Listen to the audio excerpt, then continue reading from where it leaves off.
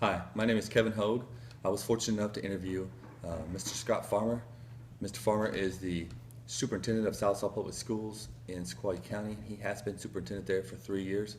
We met over lunch and we talked about a myriad of topics, but the thing he was most passionate about was House Bill 2642, sponsored by Republican Lee Denny.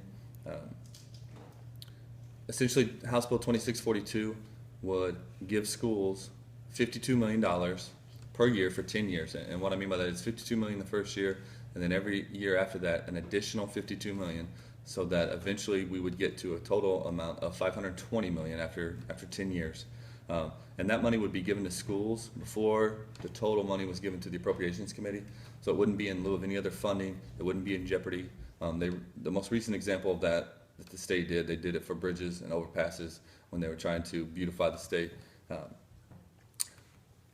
It did pass the House. It passed the House 94 yes votes, 1 no vote, 6 other votes. But in order to pass the House, they changed a couple of things that worried Mr. Farmer. The first thing they did was they took the name off the bill, which he thought would allow them to manipulate it or distort it. And then the second thing, which he was most worried about, which became a fear of mine once he began to explain it, is they put a trigger in there. And if you don't know what a trigger is, it's a condition that has to be met before the bill is enacted. Well, the trigger is that the state appropriations have to increase by a total of 1%.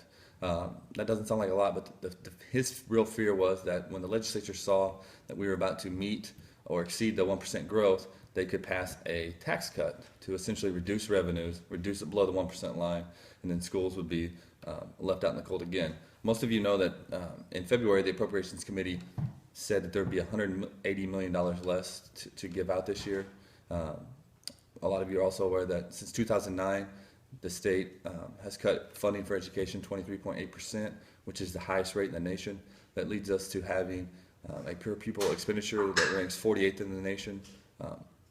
Mr. Farmer thought this was a step in the right direction and could go a long ways to help boost those per pupil expenditures so the districts can restore mandates for House Bill 1017.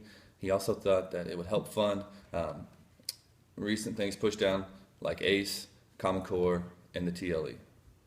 Thank you.